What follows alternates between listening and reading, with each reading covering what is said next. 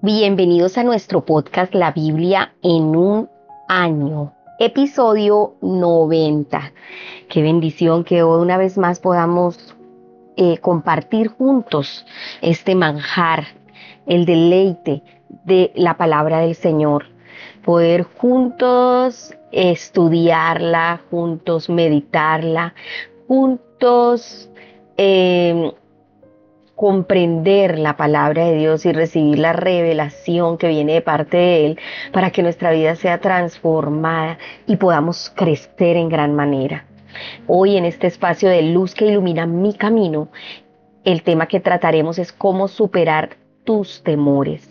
Vamos a ver cómo vamos a superar esos temores que vienen a nuestra vida.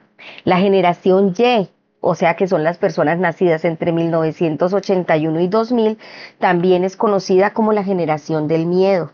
En una de sus canciones más populares, El temor, Lily Allen canta: ya no sé lo que es correcto ni lo que es real, porque estoy dominada por el temor. La palabra temor conlleva dos sentidos en la Biblia, uno saludable y otro que no lo es. En el buen sentido del término suele utilizarse en el contexto de respeto por Dios y a veces también en el respeto por la gente, en especial ante los que están en autoridad. En el mal sentido significa estar aterrorizado. Se supone que tememos a Dios en el buen sentido y no nos asustamos de nadie ni de nada más. Mucha gente hoy en día vive de forma opuesta. No temen a Dios, pero sus vidas sí están llenas del tipo de equivocado de temor. ¿Cómo puedes vencer entonces tus temores?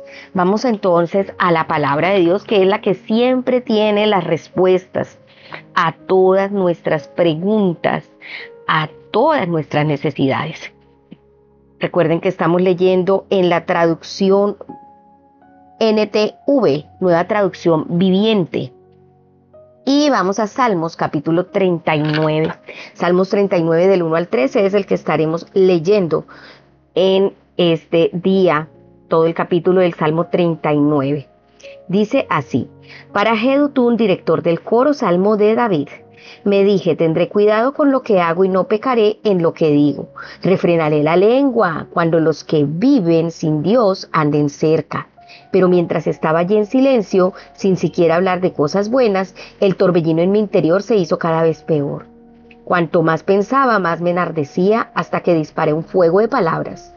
Señor, recuérdame lo breve que será mi tiempo sobre la tierra. Recuérdame que mis días están contados y cuán fugaz es mi vida. La vida que me has dado no es más larga que el ancho de mi mano. Toda mi vida es apenas un instante para ti. Cuando mucho, cada uno de nosotros es apenas un suspiro. Somos tan solo sombras que se mueven y todo nuestro ajetreo diario termina en la nada. Amontonamos riquezas sin saber quién las gastará. Entonces, Señor, ¿dónde pongo mi esperanza? Mi única esperanza está en ti. Rescátame de mis rebeliones. No permitas que los necios se burlen de mí. En silencio estoy delante de ti. No diré ni una palabra, porque mi castigo proviene de ti. Pero por favor, deja de castigarme. Estoy agotado por los golpes de tu mano. Cuando nos disciplinas por nuestros pecados, consumes como una polilla lo que estimamos precioso. Cada uno de nosotros es apenas un suspiro. Oh Señor, oye mi oración. Escucha mis gritos de auxilio. No cierres los ojos ante mis lágrimas, pues soy tu invitado, un viajero de paso, igual que mis antepasados. Déjame solo para que pueda volver a sonreír antes de que parta de este mundo y no exista más. Este Salmo de David muestra mucho el corazón del ser humano cuando estamos de pronto en sufrimiento, pasando por pruebas, en situaciones difíciles, donde los temores agobian todo nuestro ser. Por eso este primer punto, basado en este salmo, se titula Sé sincero con respecto a tus temores. Muchas veces tenemos temores, pero no nos sinceramos con el Señor. Y es algo que debemos hacer. Todos experimentamos temor. Puedes tratar de suprimir y negar tus miedos, o puedes ser sincero y abierto con respecto a ellos. David se presenta ante Dios con ciertas preguntas apremiantes. Ha intentado estar en silencio y callado, pero encontró que su angustia iba en aumento cuando se comunicaba con Dios. Ha comprendido cuánto de la vida humana se gasta en la ansiedad y en el temor. El miedo suele ser sobre el dinero, ilusoria sobre las riquezas que amontona el ser humano, pues no sabe quién se quedará con ellas. No obstante, la mayor parte de nuestros temores giran en torno al sufrimiento, la muerte y la brevedad de la vida. De pronto sea también su caso, o por el dinero, o la falta de él, o por la brevedad de la vida, la muerte y todos esos sufrimientos que indiscutiblemente debemos pasar. David está particularmente preocupado por el sufrimiento que ve a su alrededor y en su propia vida. No logra entender cómo Dios puede permitir algo así. Está tan indignado por las acciones de Dios que incluso ora del siguiente modo. En el verso 13 dice, deja ya de mirarme, dame un momento de respiro. En medio de la desesperación es saludable expresar tus preocupaciones y dolores ante Dios. Él entiende que el sufrimiento nos causará confusión y dolor. Pasó por lo peor de dichas experiencias por nosotros. Este salmo ofrece la respuesta completa a estos temores sobre el sufrimiento. No obstante, justo en el núcleo del salmo, mientras David pone sus temores, angustias y frustraciones ante Dios, vemos que encuentra la respuesta en su misma relación con Dios. David declara al Señor, mi esperanza he puesto en ti. Y al final de su oración es un reconocimiento de que depende completamente de Dios para obtener respuestas. Esa debe ser cada día el final de nuestras oraciones o la conclusión de nuestra mente y de nuestro ser, creyendo que al poner nuestra esperanza en el Señor tiene cuidado de nosotros y es allí donde encontramos la respuesta a cada cosa. Experimentado yo misma en carne propia esas verdades, lo he vivido. Vamos a orar. Amado Señor, escucha mi oración, atiende mi clamor. No cierres tus oídos a mi llanto.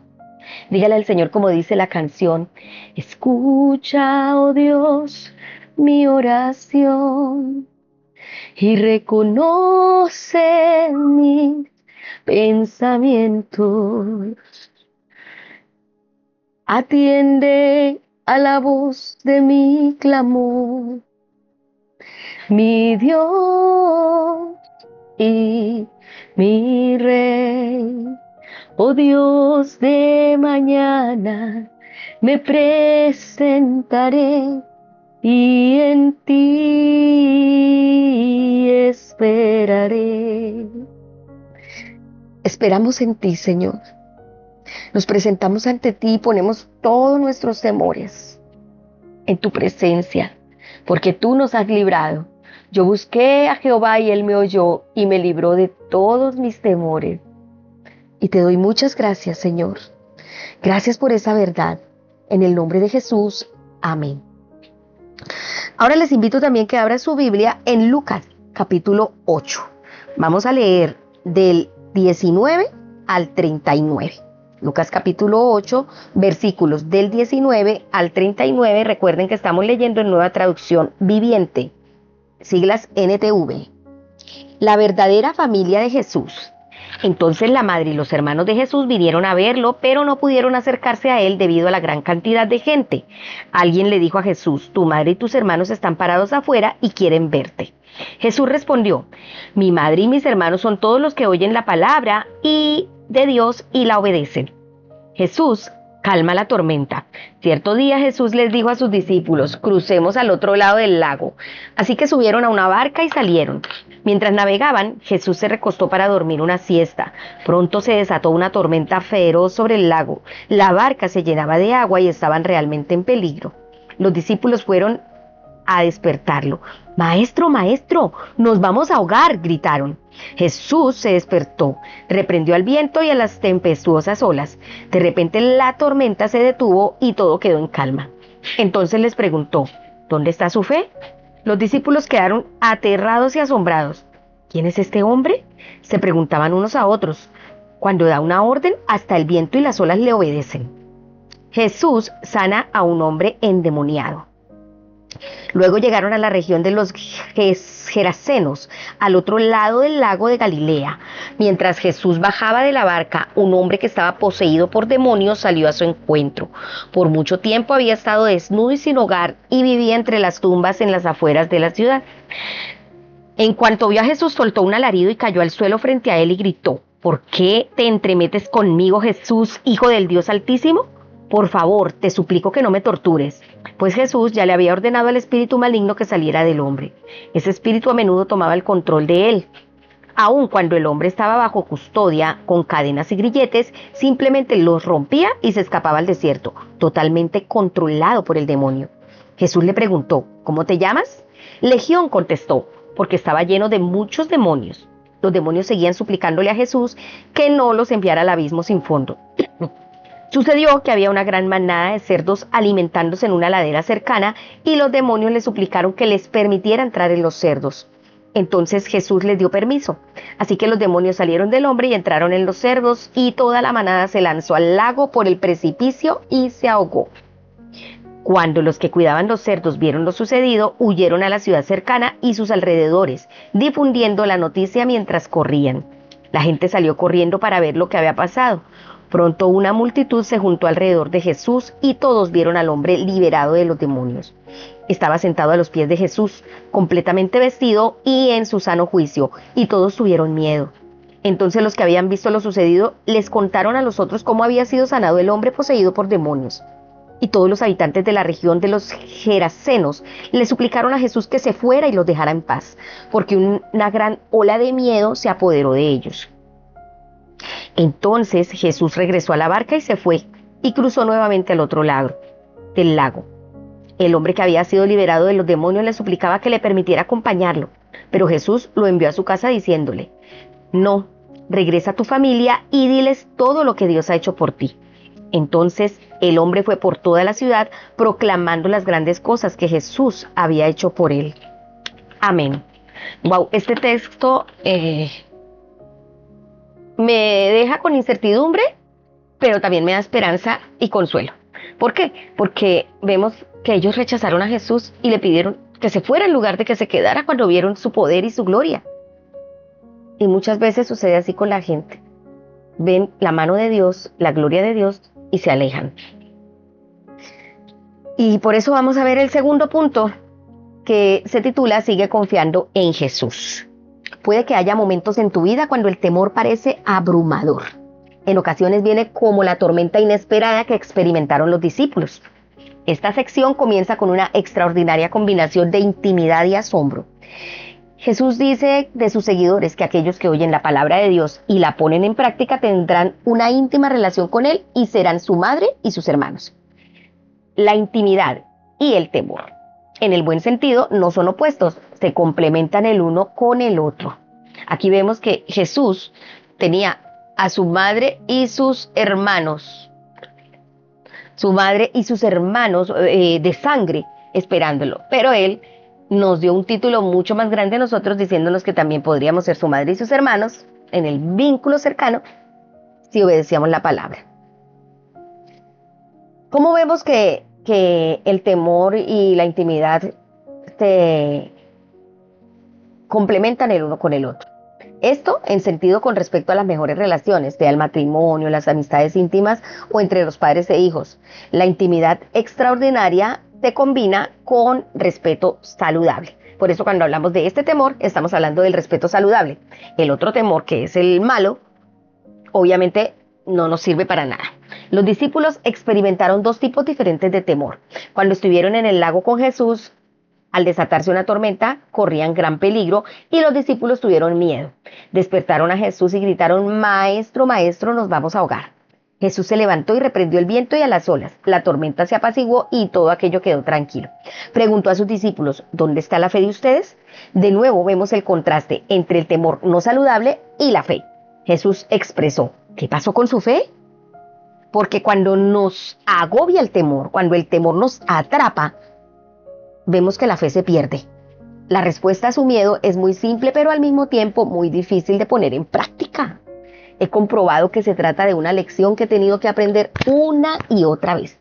Por ello, en medio de tus miedos, sigue confiando en Jesús, sigue poniendo tu confianza en Él, sigue creyendo la palabra que Dios te dio, aún cuando el miedo te asedie y ruja fuerte sobre ti, causándote temor.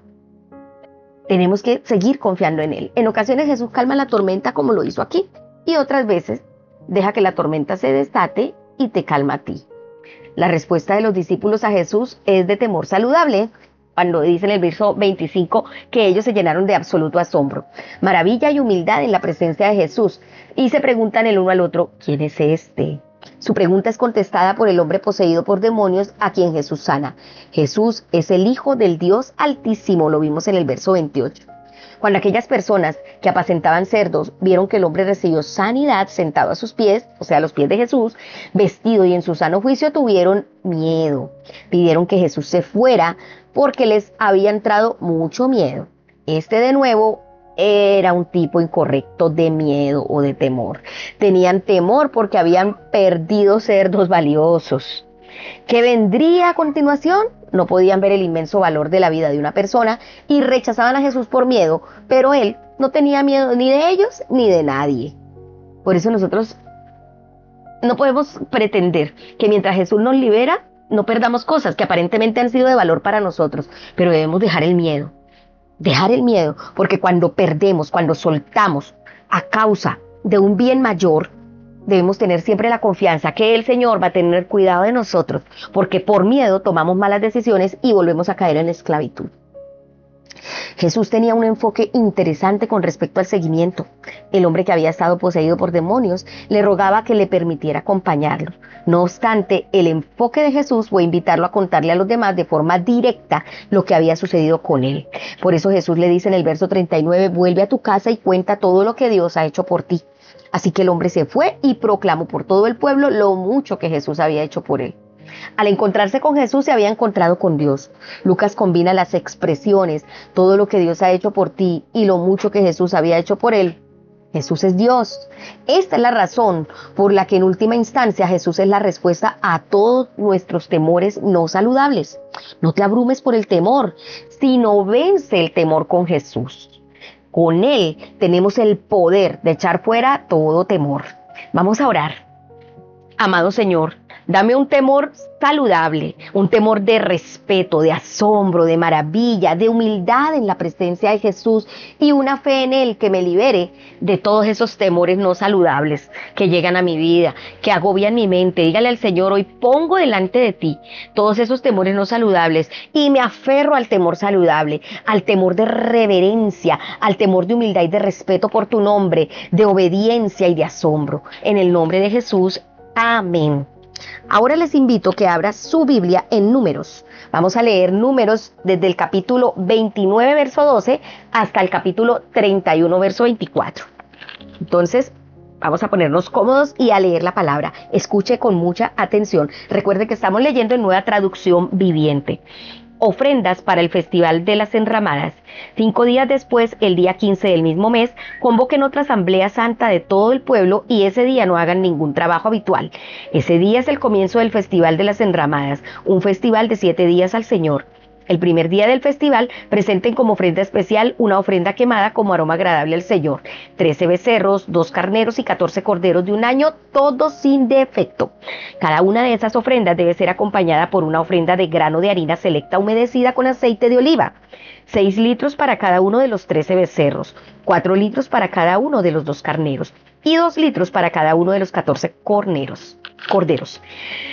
También sacrifiquen un chivo como ofrenda por el pecado, además de la ofrenda quemada habitual con su correspondiente ofrenda de grano y ofrenda líquida. El segundo día de este festival de 7 días, sacrifiquen 12 becerros, 2 carneros y 14 corderos de un año, todos sin defecto. Cada una de esas ofrendas de becerros, carneros y corderos debe ser acompañada por su ofrenda obligatoria de grano y ofrenda líquida. También sacrifiquen un chivo como ofrenda por el pecado, además de la ofrenda quemada habitual con su correspondiente ofrenda de grano y ofrenda líquida. El tercer día del festival, sacrifiquen 11 becerros, 2 carneros y 14 corderos de un año, todos sin defecto. Cada una de esas ofrendas de becerros, carneros y corderos debe ser acompañada por su ofrenda obligatoria de grano y su ofrenda líquida. También sacrifiquen un chivo como ofrenda por el pecado, además de la ofrenda quemada habitual con su correspondiente ofrenda de grano y ofrenda líquida. El cuarto día del festival sacrifiquen 10 becerros, 2 carneros y 14 corderos de un año, todos sin defecto. Cada una de esas ofrendas de becerros, carneros y corderos debe ser acompañada por su ofrenda obligatoria de grano y su ofrenda líquida. También sacrifiquen un chivo como ofrenda por el pecado, además de la ofrenda quemada habitual por su correspondiente ofrenda de grano y ofrenda líquida. El quinto día del festival sacrifiquen 9 becerros, 2 carneros y 14 corderos de un año, todos sin defecto. Cada una de esas ofrendas de becerros, carneros y corderos debe ser acompañada por su ofrenda obligatoria de grano y ofrenda líquida. También sacrifiquen un chivo como ofrenda por el pecado, además de la ofrenda quemada habitual con su correspondiente ofrenda de grano y ofrenda líquida. El sexto día del festival sacrifiquen 8 becerros, 2 carneros y 14 corderos de un año, todos sin defecto. Cada una de esas ofrendas de becerros, carneros y corderos debe ser acompañada por su ofrenda obligatoria de grano y su ofrenda líquida. También sacrifiquen un chivo como ofrenda por el pecado, además de la ofrenda quemada habitual, con su correspondiente ofrenda de grano y ofrenda líquida. El séptimo día del festival sacrifiquen 7 becerros, 2 carneros y 14 corderos de un año, todos sin defecto. Cada una de esas ofrendas de becerros, carneros y corderos debe ser acompañada por su ofrenda obligatoria de grano y ofrenda líquida. También sacrifiquen un chivo como ofrenda por el pecado, además de la ofrenda quemada habitual, con su correspondiente ofrenda de grano y ofrenda líquida. El octavo día del festival proclamen otro día santo. No hagan ningún trabajo habitual en ese día. Presenten una ofrenda quemada como ofrenda especial, un aroma agradable al Señor, de un becerro, un carnero y 7 corderos de un año, todos sin defecto. Cada una de estas ofrendas debe ser acompañada por su ofrenda obligatoria de grano y su ofrenda líquida. También sacrifiquen un chivo como ofrenda por el pecado, además de la ofrenda quemada habitual, con su correspondiente ofrenda de grano y ofrenda líquida. Presenten estas ofrendas al Señor durante sus festivales anuales. Estas ofrendas son además de los sacrificios y las ofrendas que presentan en relación con votos o como ofrendas voluntarias, ofrendas quemadas, ofrendas de grano, ofrendas líquidas u ofrendas de paz. Así que Moisés dio al pueblo de Israel todas estas instrucciones tal como el Señor le había ordenado. Números capítulo 30. Leyes acerca de votos. Moisés mandó llamar a los jefes de las tribus de Israel y les dijo: esto es lo que el Señor ha ordenado. Un hombre que hace un voto al Señor o una promesa bajo juramento jamás deberá faltar a su palabra. Tiene que cumplir exactamente con lo que dijo que haría. Si una mujer joven hace un voto al Señor o una promesa bajo juramento mientras todavía vive en casa de su padre y su padre se entera del voto o de la promesa y no se opone, entonces todos sus votos y todas sus promesas siguen en pie. Sin embargo, si su padre, el día que se entera, se niega a darle permiso para que cumpla el voto o la promesa, quedarán anulados todos sus votos y todas sus promesas. El Señor la perdonará porque su padre no le permitió cumplirlos. Ahora bien, supongamos que una joven hace un voto o se compromete a sí misma a hacer una promesa impulsiva y luego se casa. Si su marido llega a saber de su voto o de su promesa y no se opone el día que se entera, sus votos y sus promesas siguen en pie. Sin embargo, si su marido se niega a aceptar su voto o promesa impulsiva el día que se entera, sus compromisos quedarán anulados y el Señor la perdonará. Pero si se trata de una viuda o de una divorciada, esta persona deberá cumplir con todos sus votos y todas sus promesas. Ahora bien, supongamos que una mujer está casada y vive en casa de su esposo. Cuando ella hace un voto o si se compromete a sí misma con una promesa, si su marido se entera y no se opone, entonces su voto o su promesa sigue en pie.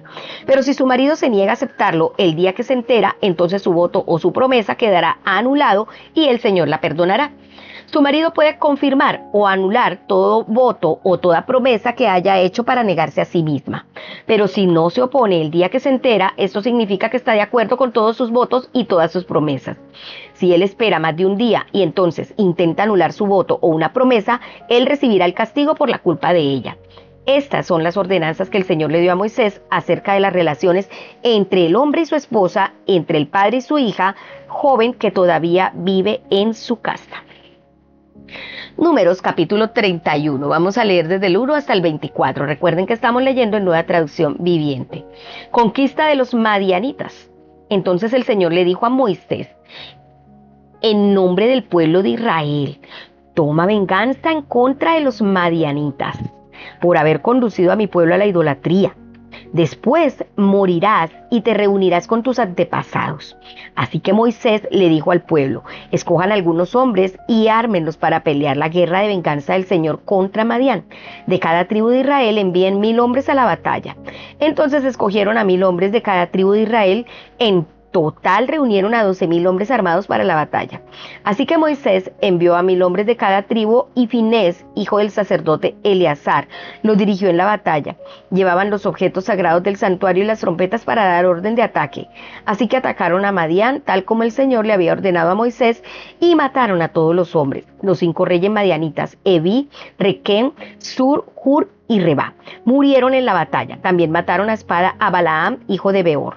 El ejército israelita capturó a las mujeres y a los niños madianitas y tomó botín el ganado y los rebaños y toda su riqueza. Quemaron todas las ciudades y las aldeas donde los madianitas habían vivido. Después que reunieron el botín y a los cautivos, tanto personas como animales, llevaron todo a Moisés, el sacerdote Eleazar, y a toda la comunidad de Israel que acampaba en las llanuras de Moab, al lado del río Jordán, frente a Jericó. Entonces Moisés, el sacerdote Eleazar y todos los jefes de la comunidad salieron a su encuentro afuera del campamento, pero Moisés se enfureció con los generales y los capitanes que volvieron de la batalla. ¿Por qué dejaron con vida a las mujeres?, les reclamó. Precisamente son ellas las que, siguiendo el consejo de Balaam, incitaron al pueblo de Israel a rebelarse contra el Señor en el monte Peor. Son ellas las que causaron la plaga que hirió al pueblo del Señor. Así que maten a todos los niños varones y a todas las mujeres que hayan tenido relaciones sexuales. Dejen con vida únicamente a las niñas vírgenes. Pueden quedarse con ellas. Y todos ustedes, los que hayan matado a alguien o hayan tocado un cadáver, deben permanecer fuera del campamento durante 7 días. Purifíquense ustedes y sus prisioneros en el tercer día y en el séptimo. También purifiquen toda su ropa y todo lo que está hecho de cuero, pelo de cabra o madera. Entonces el sacerdote Eleazar les dijo a los hombres que participaron en la batalla: el Señor le ha dado a Moisés este requisito legal. Todo lo que está hecho de oro, plata, bronce, hierro, estaño o plomo, es decir, todos los metales resistentes al fuego, deberán ser pasados por el fuego para que queden ceremonialmente puros. Además, deben purificar estos objetos de metal con el agua de la purificación, pero todo lo que no es resistente al fuego lo purificarán únicamente con el agua. El séptimo día laven su ropa y quedarán purificados. Entonces podrán regresar al campamento. Muy bien, vamos al tercer punto. Teme a Dios y a nada ni a nadie más. Los episodios de este pasaje del Antiguo Testamento son profundamente impactantes para nuestros oídos modernos. Algunas partes del Antiguo Testamento parecen ser tan difíciles, por lo menos lo que acabamos de leer en Números 31 del 15 al 18. No hay respuestas fáciles para estas cuestiones. A veces todo lo que podemos hacer es aferrarnos a lo que conocemos sobre el amor y la bondad de Dios y confiar en que hay una respuesta, aunque no la entendamos en plenitud. Lo que podemos ver en estos episodios es que el pueblo de Dios en el Antiguo Testamento tenía un temor de Dios muy saludable. No daban por sentado el acceso a su presencia. Sabían que su Dios de amor era un Dios de justicia y que toma con seriedad el pecado y la rebelión. Porque muchas veces la gente se escuda en el amor de Dios para seguir pecando y no entender que el Señor es también un Dios de justicia y el pecado es cosa seria delante de Él. La clave para nosotros como cristianos es interpretar todo esto a la luz de Jesús. ¿Cómo? Primero, entendiendo que Jesús es el único sacrificio perfecto. El número decreciente de novillos sacrificados cada día, en Números 29, de 13 a 7 y luego a 1, señala hacia el tiempo donde ya no se precisaría ningún sacrificio adicional. Jesús, el único sacrificio perfecto, abolió la necesidad de cualquier sacrificio suplementario. Aquí, desde el inicio y las primeras instrucciones para los sacrificios, podemos ver que apuntan a Jesús. Lo otro es que en Jesús no hay desigualdades. Estas regulaciones sobre los votos que acabamos de leer en Números 30, parecen tratar de proteger a las mujeres y evitar la discriminación en su contra. Debemos recordar que las sociedades más antiguas eran patriarcales y los hombres eran considerados los líderes de la familia. Por ello, estas regulaciones estaban probablemente diseñadas para proteger a las mujeres en situaciones donde se les impedía cumplir un voto que hubieran hecho. No obstante, debemos leer esto con el lente del Nuevo Testamento y en particular a través de las palabras del apóstol Pablo, quien afirma que en Cristo Jesús no hay desigualdades, en Gálatas 3:28. Este pasaje en Números da respuesta a un contexto cultural. No establece un principio sobre cuestiones de género, solo una respuesta a un contexto cultural. Ahora, lo tercero que vemos aquí es que Jesús dijo, ama a tus enemigos. Al leer sobre la venganza de los madianitas, se nos recuerda con cuánta seriedad Dios examina a quienes intentan apartar al pueblo del camino y evitar que siga a Dios.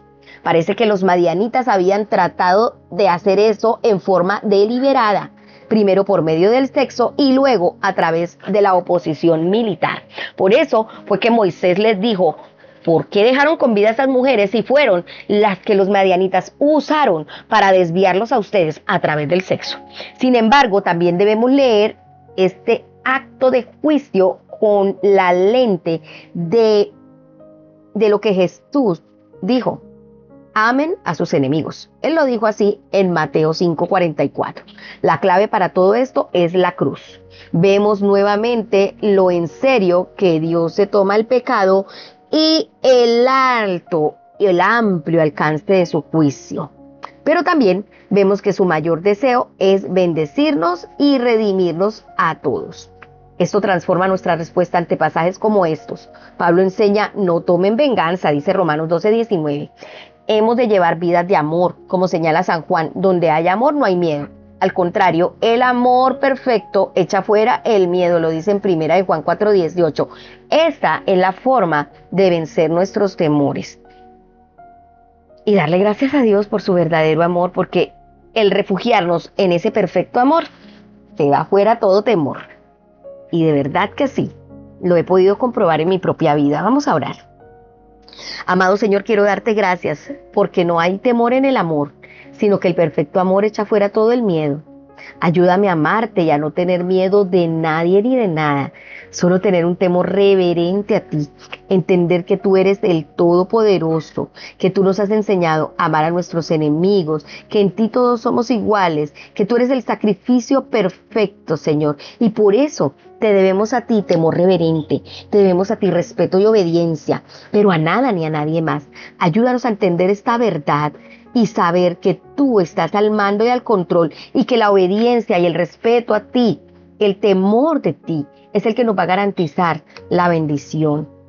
Señor, enséñanos a confiar plenamente en ti. En el nombre de Cristo Jesús te lo suplicamos y te pedimos, Señor, que cada día podamos vencer los temores que acechan. En Cristo Jesús, amén. Ahora vamos al comentario de la pastora Pipa en Salmo 39:4. Ella dice, no quisiera orar como David. Oró pidiendo que Dios le mostrara el final de su vida y el número de sus días. Preferiría confiar en Dios sabiendo que cuando llegue el momento de irme con Él, será en el tiempo indicado. Pero soy consciente de cuán pasajera es la vida y cuán rápido transcurre. Esto hace que me pregunte, ¿hago todo lo que debería hacer cada día? Yo aprendí una verdad, que no debemos hacer todo lo que todo el mundo quiere o lo que a uno se le viene a la mente hacer. Debemos hacer lo que Dios nos manda hacer. Cuando hacemos lo que Dios nos manda hacer, aunque hayan otras cosas que quedaron sin hacer, podemos estar satisfechos y tener plenitud, de experimentar la plenitud, esa sensación de ver cumplido cuando hacemos la voluntad de Dios. Bueno, amados, hemos terminado este tiempo devocional. Recuerden que estamos ejercitándonos para la eternidad en todo este año 2026, que este ejercicio para la eternidad nos lleva a una bendición. Si usted y yo queremos superar nuestros temores, si de verdad estamos alineados en ese trabajo, debemos mantenernos en ese ejercicio para la eternidad. Debemos mantenernos llenos de fe y de la confianza puesta en el Señor, porque de Él es nuestra vida. Y en este nuevo mes que inicia, debemos conectarnos con el cielo. Debemos mantener, que es el ejercicio para este mes de abril, ¿sí? Que esa disciplina espiritual que vamos a estar tratando es la oración. Entonces, aquí en estos espacios de Luz que Ilumina Mi Camino nos ejercitamos tanto con la palabra como también con la oración. Y qué bueno que podamos hacerlo todos los días. Todos los días también tenemos nuestros devocionales de lunes a viernes a las 5 de la mañana. Por eso no se los puede perder. Ejercitémonos también en la oración. Y recuerden que este devocional fue escrito por el pastor Nicky Gumbel de la iglesia HTV en Londres y la voz de este podcast es de Marisol Rojas.